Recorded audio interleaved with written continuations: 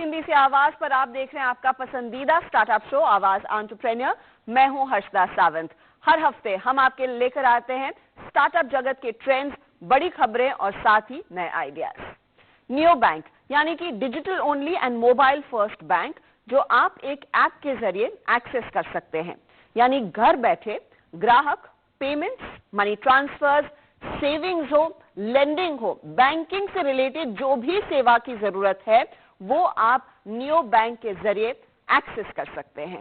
Neo bank की खासियत यह भी है कि फिजिकल प्रेजेंस ना होने से बैंकिंग सर्विसेज का फायदा लो कॉस्ट में मिलता है।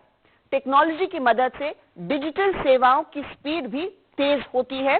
अकाउंट क्रिएशन से लेकर बाकी सभी बैंकिंग ऑपरेशंस काफी आसान और सीमलेस होते हैं। दुनिया के साथ साथ भारत में भी अब ये चलन जोर पकड़ रहा है। भारतीय मार्केट में अगर आप ध्यान दें, 2014 में हरकत शुरू हुई थी और 2014 से अब तक यानी कि 2022 तक नियो बैंक स्टार्टअप्स ने कुल मिलाकर $869 मिलियन का फंड जुटाया है और यह आंकड़ा आगे जाहिर तौर पर बढ़ेगा ही। क्यों बढ़ेगा? क्योंकि मार्केट ग्रो हो रहा है। 2022 यानी कि इस साल में यह $48 बिलियन का मार्केट है और नियो बैंकिंग का मार्केट 2030 तक $183 बिलियन तक बढ़ने का अनुमान है। यानी कि अगले कुछ सालों में 281% तक की ग्रोथ या कहें कम से कम 300% तक की ग्रोथ देखने को मिलेगी। ये 100% डिजिटल बैंक्स अब तक आरबीआई की बैंकिंग लाइसेंस से वंचित हैं।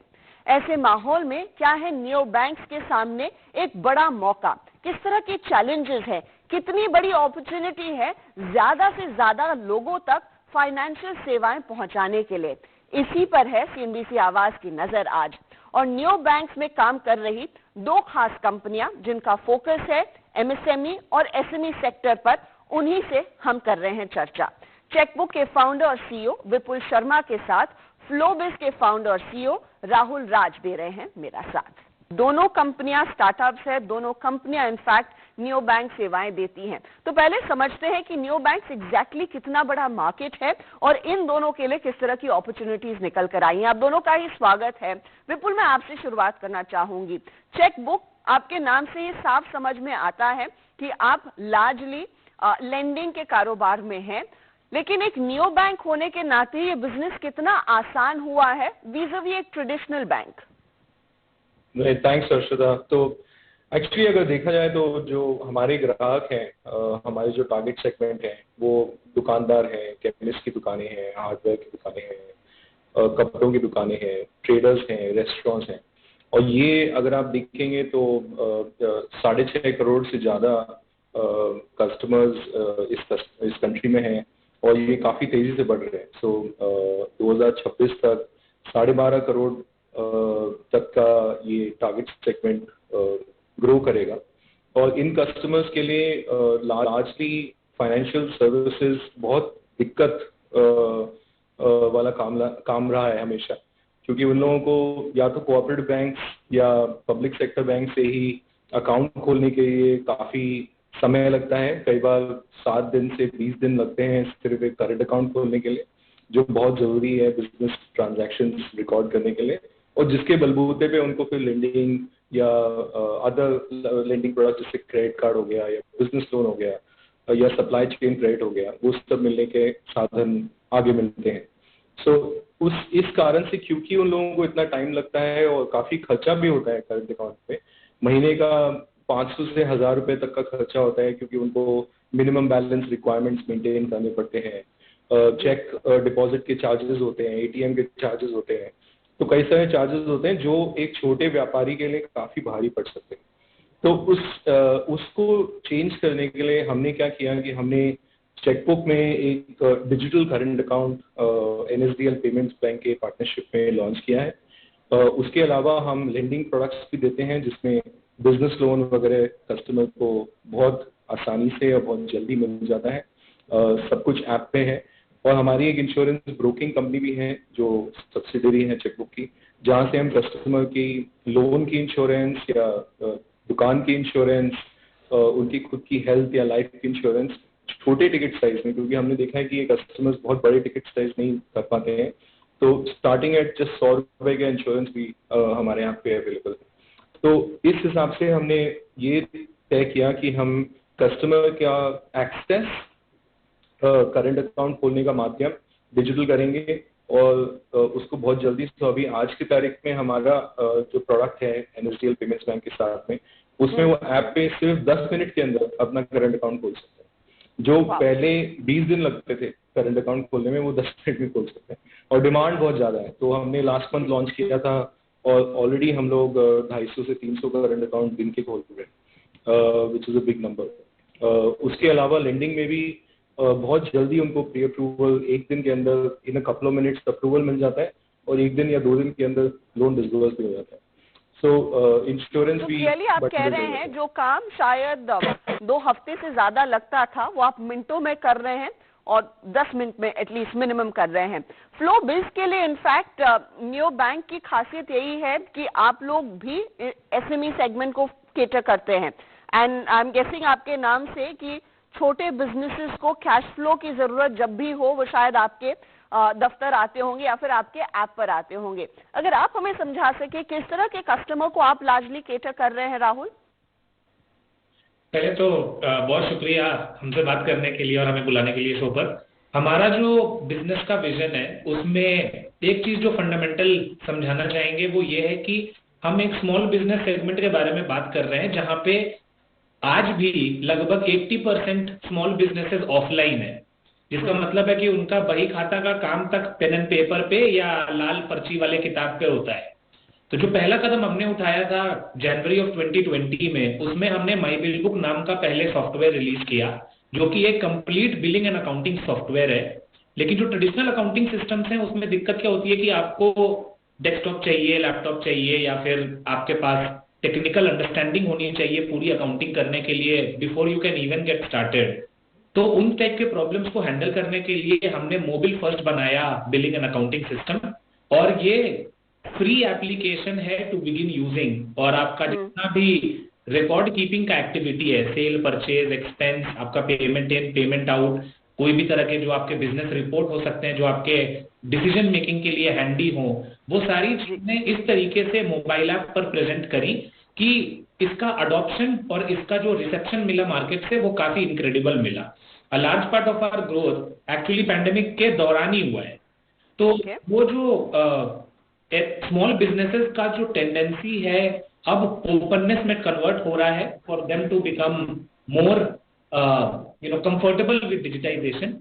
तो माई बिल बुक जो हमारा सॉफ्टवेयर है वो अपने कैटेगरी का कंसिस्टेंटली सबसे हाईएस्ट रेटेड प्रोडक्ट भी है, और अब तो वो मोबाइल से लेके डेस्कटॉप और वेब हर प्लेटफॉर्म पे भी अवेलेबल है। हमारा एंड गोल इसमें ये है कि जब पहले बिजनेसेस ऑनलाइन आने लग जाएंगे, जब उनकी रिकॉर्ड कीपिंग से लेके पूरे बिजनेस को ऑपरेट करने की जो शैली है वो ऑनलाइन और डिजिटल हो पाएगी, उसके बाद इनके पास वो अपॉर्चुनिटी और अच्छे से खुल के आ पाएगी जहां पे फाइनेंशियल सर्विसेज का एक्सेप्टेंस एंड अडॉप्शन और उसको अपने बिजनेस से लिंक करके बिजनेस को ग्रोथ करा पाने का जो अपॉर्चुनिटी, वो सारी चीजें डिजिटल माध्यम से हो पाएंगी। हमारा जो टारगेट सेगमेंट है वो GST रजिस्टर्ड सेगमेंट है, तो इसमें विपुल जी से हमारा एक्सपीरियंस जो है वो थोड़ा सा डिफरेंट रहा है। हमारे लिए जो SMB कस्टमर है वो 35-40 लाख रुपए के टर्नओवर से लेके 10-15 करोड़ रुपए टर्नओवर के बीच में एग्जिस्ट करता है। चलिए इस चर्चा में लेंगे एक छोटा सा ब्रेक, आप बने रहें सिंधी से आवाज के साथ।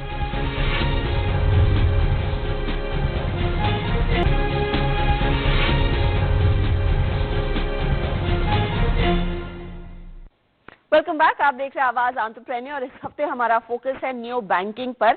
MSME और SME सेगमेंट को केटर करने वाली 2 स्टार्टअप से हम कर रहे हैं बातचीत।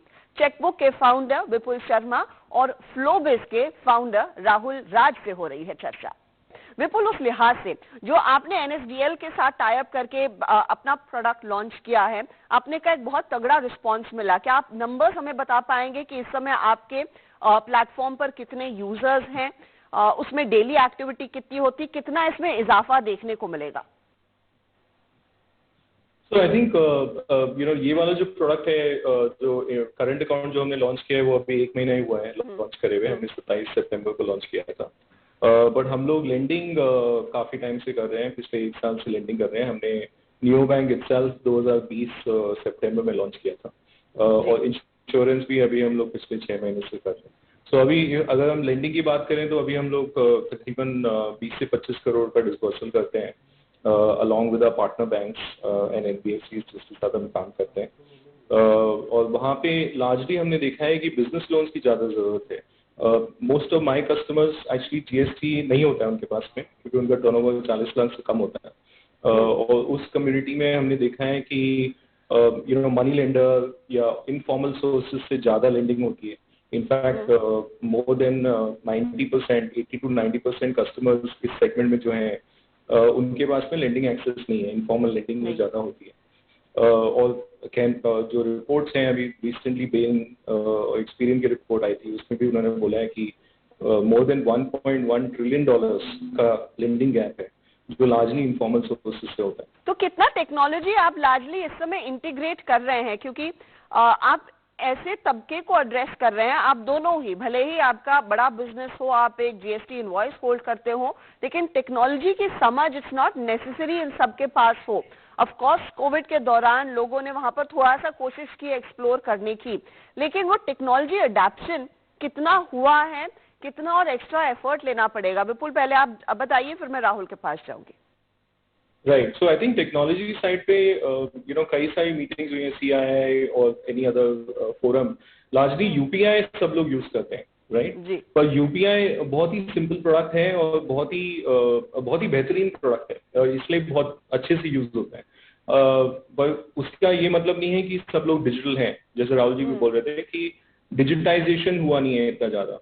सो हमारी जो कोशिश ये रहती है कि इसको सिंप्लीफाई करें भाई इन ऐप के अंदर गोइंग थ्रू, और वो प्रॉब्लम रही है प्राइवेट सेक्टर बैंक्स में या पीएसयू बैंक्स में, कोऑपरेटिव बैंक्स में, कि बहुत लंबी जर्नीज हैं या फिजिकल प्रोसेस है कम्प्लीटली। तो उसको चेंज करने के लिए हमने टेक्नोलॉजी यूज करी है। उसी के कारण जैसे आज की तारीखें देख रहे हैं तो आज जैसे 250-300 करंट अकाउंट्स खुलेंगे तो उसमें वो सारे कस्टमर्स एक पूरी जर्नी कंप्लीट कर रहे हैं जो 10 मिनट के अंदर वो कंप्लीट कर पा रहे हैं। और वो इसीलिए पॉसिबल है क्योंकि हमने टेक्नोलॉजी पे टाइम स्पेंड करके उसको सिंप्लीफाई किया है along with our partners. Rahul, I think adoption की कर्व में हम लोग अभी थोड़ा अर्ली हैं as a complete economy and as a complete market, क्योंकि अगर आप देखिए तो जो एक्चुअल मैजिक होगा वो tier 2 and below cities and towns के अंदर होगा। एंड इनका ये स्मॉल बिजनेसेस जो हैं इनके अडॉप्शन के लिए इनको ट्रस्ट चाहिए, अवेयरनेस चाहिए। तो हम लोग उस जर्नी पे हैं जहां पे अलग अलग तरह के जो मार्केट में ऑप्शंस अवेलेबल हैं, वो खुद के नेशनलाइज्ड बैंक्स जो हैं उनके खुद के मोबाइल ऐप्स हो गए या फिर हमारे जैसे न्यू एज स्टार्टअप्स हो गए जो नियो बैंकिंग का वैल्यू प्रोपोजिशन कस्टमर तक ले जाना चाहते हैं। फॉर एग्जांपल अगर आप हमारी बात करें तो हमारे माई बिल बुक सॉफ्टवेयर पे आप close to 7 to 8 lakh monthly active businesses होंगे। हमारा खुद का यूजर बेस जनवरी 21 से लेके पिछले महीने तक में लगभग 15 to 16 टाइम्स ग्रो हुआ है। अगर आप रिकॉर्डेड वॉल्यूम की बात करें, today we would be doing anywhere between 1.5 to 1.6 billion dollars worth of monthly recorded volume on the product. तो आप देख रहे हैं कि जो डिजिटाइजेशन की लहर है वो कंज्यूमर से निकल के स्मॉल बिजनेस तक जा रही है। इनफैक्ट इसी डेटा के को देखकर आरबीआई के भी आप कह सकते हैं थोड़े से कान खड़े हो गए और फिर उनको लगा कि नजर रखनी चाहिए कि वाकई में सही वेरिफिकेशन हो रहा है नहीं हो रहा है। तो आरबीआई ने जो डिजिटल लेंडिंग वाली गाइडलाइंस पर विचार मांगे थे और फाइनली जो गाइडलाइंस सामने निकल कर आई हैं, उससे क्या आपके बिजनेस में किसी तरह का फेरबदल हुआ है? क्योंकि कस्टमर साइड पर बड़ा फेरबदल देखने को मिला है, specially on the credit lending side. लेकिन आप लोग क्योंकि क्लियरली एसएमई लेंडिंग में है या फिर किराना लेंडिंग में है, आपके बिजनेस पर भी क्या कुछ असर पड़ा है आरबीआई की तरफ से जो एक्शन आया? विपुल जी आप पहले एक्चुअली श्योर सो एक्चुअली हमारे केस में हम लोग लार्जली जो रिक्वायरमेंट्स थी वो पहले से ही फॉलो कर रहे थे। फॉर एग्जांपल आरबीआई का ये कहना था कि भाई कस्टमर को अगर कोई हमारे जैसे पार्टनर बैंक्स हैं, एनबीएफसी हैं, तो उनसे अगर लोन मिलता है तो वो लोन डायरेक्टली कस्टमर के अकाउंट में जाना चाहिए फ्रॉम द एनबीएफसी, जो हम शुरू से करते आए हैं बिकॉज वो हमारे इथॉस में वही है कि you have to be compliant. So in terms of numbers and terms of the जिस तरीके से हम कर रहे हैं उसमें कोई बदलाव आया नहीं है। हम लोग पहले भी कंप्लाइंट थे, अभी भी कंप्लाइंट है। So and I think in the MSME segment जो है, जो शॉपकीपर्स और किराना स्टोर्स, केमिस्ट, हार्डवेयर, रेस्टोरेंट्स, ये वाली जो कम्युनिटी है वहाँ पे एक्चुअली लेंडिंग है बहुत ज़्यादा है। सो जितना ज़्यादा रेगुलेटरी वाइज अपॉर्चुनिटी अवेलेबल है वो किसी और सेगमेंट में नहीं है, specially on the salaried segment. Plus the reality is कि वहाँ पे अगर इनफॉर्मल लेंडिंग की बात करें तो 3 से 5% पर मंथ का इंटरेस्ट रेट लगता है फ्रॉम इनफॉर्मल लेंडर्स, जो बहुत महंगा पड़ता है ग्राहकों को। हमारे रेट्स जो है वो सब्सटेंशियली लेसर है और ट्रांसपेरेंट है, और हमारे ऐप्स पे या जो सैंक्शन लेटर जाता है वो हमारे पार्टनर बैंक से, NBFC से ही सैंक्शन लेटर जाता है। सो उस केस में हम लोग बहुत ट्रांसपेरेंटली एड्रेस करते हैं इस नीड को। तो यहाँ पर ये एक ऐसा एनवायरनमेंट है जहाँ पर कंपटीशन जितना बढ़ेगा उतना बेहतर होगा, उससे आपका एग्जिस्टिंग प्रोडक्ट इनफैक्ट बेहतर होगा और ऑफ कोर्स ज्यादा मार्केट भी कवर होता हुआ दिखाई देगा। अच्छा राहुल, क्योंकि ये इंटरेस्ट रेट्स की बात थोड़ी सी विपुल ने छेड़ी, अब लगातार हमने देखा ब्याज दरें बढ़ रही हैं। अब कुछ नॉर्मली हिस्ट्री कहती है, और अगर बैंकों का उदाहरण ले तो राइजिंग इंटरेस्ट रेट्स में वो SME डिमांड थोड़ी सी फीकी पड़ जाती है। कुछ सेक्टर्स में people start tightening their belts and tightening their purse strings as well. आपके लिए इस तरह का कुछ इम्पैक्ट दिखा है क्या बिजनेस में कि डिमांड थोड़ी सी नरम हो सकती है अगर ये सिलसिला दरें बढ़ने का जारी रहे, और business is as usual? I think interest rate वाली बात को टच करने के पहले थोड़ा सा बैकग्राउंड दे दें कि हमारी क्रेडिट जर्नी भी रिलेटिवली न्यू है। विपुल जी की कंपनी आई थिंक क्रेडिट कुछ टाइम से कर रही है, बट हमारे लिए ये जर्नी नहीं है अभी, क्योंकि अभी तक हमारा फोकस था कस्टमर्स को पहले डिजिटाइज करवा पाना, उनको वो हैबिट दिलवा पाना कि वो डिजिटली अपना बिजनेस चला सकते हैं, एंड देन उनको फिर क्रेडिट का एक्सेस ओपन करके दे पाना। जो हमारा एक्सपीरियंस रहा है उसमें ऐसा है कि जैसे विपुल जी भी बता रहे थे कि मार्केट बहुत ज्यादा बड़ा है, तो इसमें क्रेडिट का जो गैप है और क्रेडिट की जो नीड है वो आप डिफैक्टो मान के चल सकते हो कि लोगों को पड़ ही रही है, अलग अलग फॉर्म या शेप में और अलग अलग टाइम फ्रेम में पड़ रही है। अप्लायंसेस की बात करें, जैसे AC हो गया या रेफ्रिजरेटर हो गया, इनकी डिमांड जनरली समर में हाई रहेगी या समर के 1 महीने पहले हाई रहेगी। तो साइकिल और उनके बिजनेस के नेचर के ऊपर डिपेंड करता है कि उनकी क्रेडिट की नीड कैसी है, जिसका मतलब है कि अगर इंटरेस्ट रेट थोड़ा ऊपर नीचे टाइटन हो भी रहा है तो वो RBI की और गवर्नमेंट की मिलीजुली जो अप्रोच है वो इन्फ्लेशन को कंट्रोल में रखने के लिए और अपनी मॉनेटरी पॉलिसी को और रुपये के स्ट्रेंथ को मेंटेन करने के लिए है। इससे ऊपर नीचे मूवमेंट मैक्रो लेवल पे अपने को देखने को डेफिनेटली मिलता है, बिकॉज फिर आप देख रहे होंगे कि बैंक्स की शायद लेंडिंग एपेटाइट थोड़ी कम हो गई है। अच्छा विपुल, मेरा आखिरी सवाल इस बिजनेस से जुड़ा हुआ, अब मैं आपके पास आ रही हूँ क्योंकि आप इनफैक्ट पहले से लेंडिंग कर रहे हैं वीज़-वी फ्लो बेस। अच्छा, हमने एक चीज नोटिस की है, आप माइक्रो फाइनेंस कंपनियों का अगर उदाहरण लें, कुछ इवेंट्स होते हैं तो वहां पर रीपेमेंट्स या फिर कलेक्शंस पर इम्पैक्ट आता है। दूसरी तरफ RBI ने कहा था कि अंडरराइटिंग सही तरीके से होनी चाहिए। अब बैंकों, जो बड़े बैंक है और सरकारी बैंक है या फिर आपके छोटे बैंक है, उन सबको लगा था पहले से ये धारणा रही है कि MSME सेक्टर में शायद पेमेंट्स टाइम पर नहीं होते हैं, इसीलिए इस सेक्टर को उन्होंने अग्रेसिवली ना चेज किया ना इस समय कर रहे हैं। लेकिन आप लोगों ने एक मौका ढूंढा है, लेकिन ये जो चैलेंज है जो छोड़ दिया बैंकों ने, वो जो रिस्क है उसे आप कैसे मैनेज या मिटिगेट करते हैं? Is it not an equal risk for you as well? So actually Harshad, reality थोड़ी अलग है इन द सेंस कि ऐसा नहीं कि यहाँ पे रिस्क ज्यादा है, बट एक्चुअली जो सैलरीड सेगमेंट है, जो कॉर्पोरेट सेक्टर है, सैलरीड अकाउंट्स है, वहाँ पे और भी कम है। तो उस केस में फिर आप इस सेगमेंट के ऊपर ज्यादा फोकस करना नहीं चाहोगे। सो मेरे ख्याल से हम जो करते हैं चेकबुक में कि हम लोग कैश फ्लो एनालिसिस करते हैं, कस्टमर का एक्चुअली देखते हैं कि उसका कैश फ्लो क्या है, बैंक में क्या आ रहा है, और इसीलिए हमने ये कोशिश करी है कि बैंक्स के जो कस्टमर के अकाउंट्स खुलें जहाँ पे उनको इजीली ट्रांजैक्शंस कर सकें, वो सब कुछ कर सकें जो पहले करते आए हैं, cash deposit, debit card use करना, ट्रांसफर्स करना, वो सारी चीज़ें, जिससे कि उनके जो डेटा है, जो लेजर बनता है उनके बैंक स्टेटमेंट का, उसके बेसिस पे उनको उनकी अंडरराइटिंग हम करते हैं। ओके, राहुल और विपुल, आप दोनों का बहुत बहुत धन्यवाद इस चर्चा में जुड़ने के लिए। इनफैक्ट एक बहुत ही इंटरेस्टिंग स्पेस है एंड आई एम श्योर यहाँ से competition and the quality of work जो आप लोग कर रहे हैं और भी बेहतर ही होता हुआ दिखाई देगा। All the very best. Thank you so much. चलिए, इसी के साथ आवाज एंटरप्रेन्योर में इस हफ्ते इतना ही। आपको हमारा शो कैसा लगा, इसका फीडबैक आप हमें दे सकते हैं। फेसबुक और ट्विटर पर हम मौजूद हैं। अगले हफ्ते फिर मुलाकात होगी। Goodbye, take care.